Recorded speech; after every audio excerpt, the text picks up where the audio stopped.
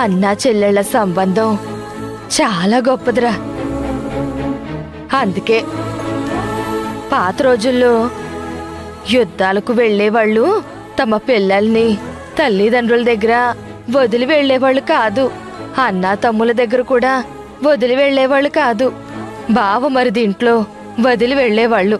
ఎందుకంటే బావమరిదెప్పుడు బాగు కోరేవాడే కాని మోసం చెయ్యడని నమ్మకం.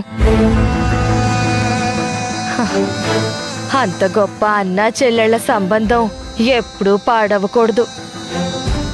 ఒక్కసారి శివగామిని కలిసొస్తాను. మంచి నిర్ణయం పిన్ని. తనది గొప్ప మనసు, క్షమించే నైజం ఉన్న వ్యక్తి. సరే అమ్మా, నేను వస్తానమ్మా. ముందు నన్ను వెళ్ళిరాని.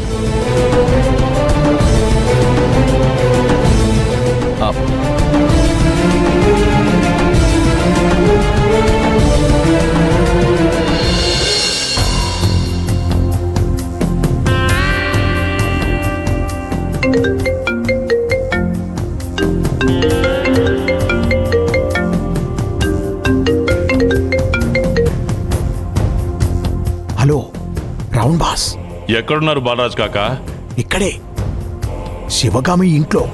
ఆ సింహాద్రి గాని వాళ్ళ అమ్మ గాని ఎవరైనా వచ్చారా? నేనిక్కడికి సరైన సమయంలో వచ్చాను. మీ ముందు చూపుకి హ్యాట్స్ ఆఫ్. శివగామిని కలవాలని ఆ రూమ్కి వెళ్ళా. చూస్తే శివగామి గాఢంగా నిద్రపోతూ ఉంది. అదే టైంకి సింహాద్రి కాల్ మీద కాల్ చేస్తున్నాడు. నేను చూసి ఆ కాల్స్ కట్ చేసి ఫోన్ స్విచ్ ఆఫ్ చేసేశాను. మంచి పని చేసావు కాకా. శివగామి కావాలనే కాల్ కట్ చేసిందని వాడనుకుంటాడు. వాడికి పిచ్చెక్కిపోతుంది. అవునవును.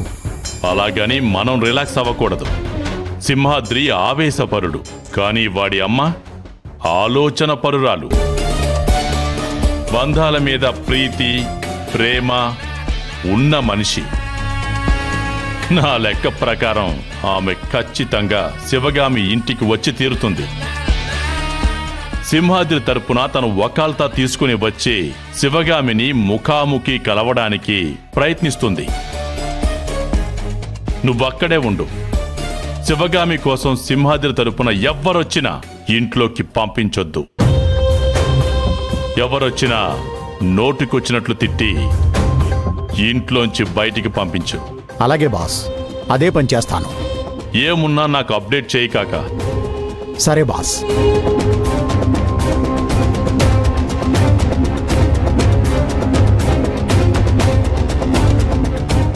ఈ ఇల్లే బాబు, ఈ ఇల్లే. ఆ బాబు. ఓకే ఓకే అమ్మా.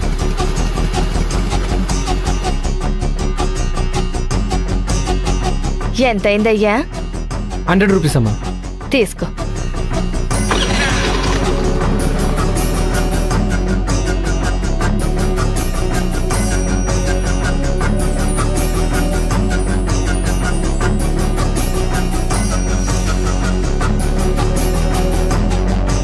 ఆగు.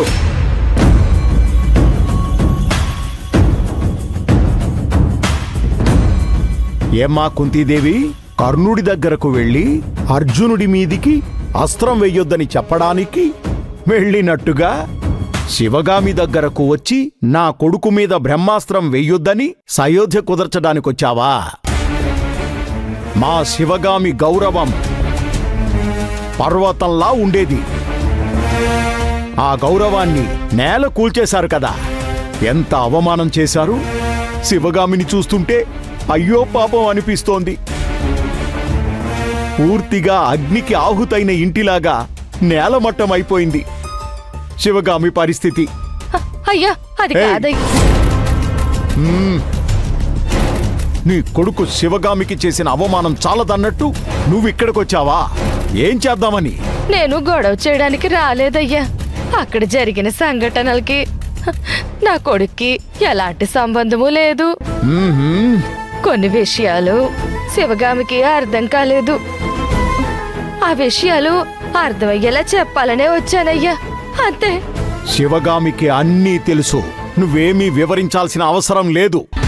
అక్కడ ఏం జరిగింది, ఎందుకు జరిగింది, ఎవరి వలన జరిగింది అంతా శివగామికి బాగా తెలుసు.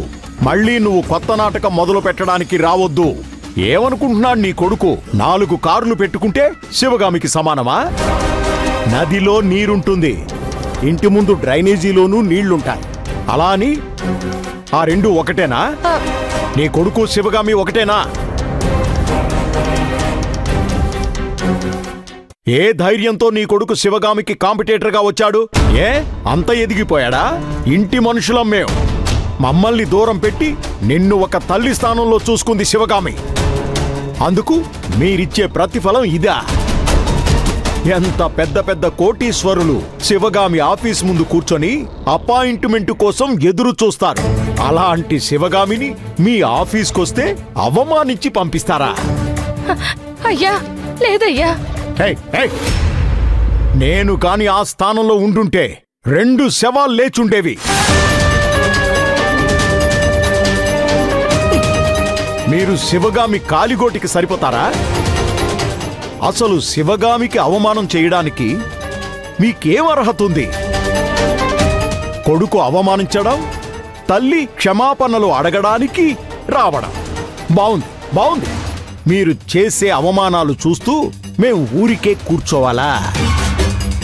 ఎట్టి పరిస్థితుల్లోనూ నిన్ని ఇంటి లోపలికి అడుగు పెట్టనియ్యను. అయ్యా మీకు దండం పెడతానయ్యా.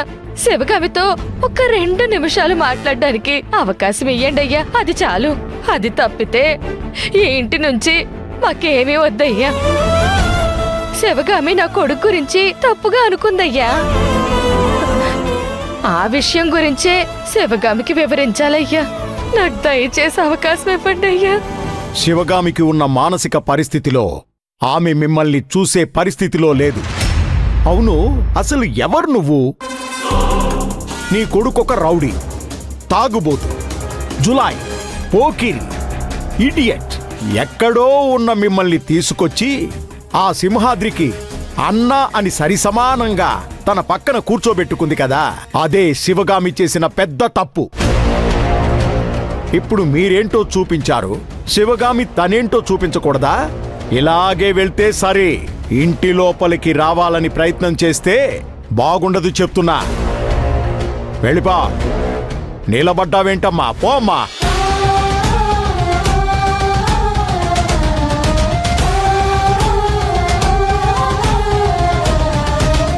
వెళ్ళా, వెళ్ళి వెళ్ళా.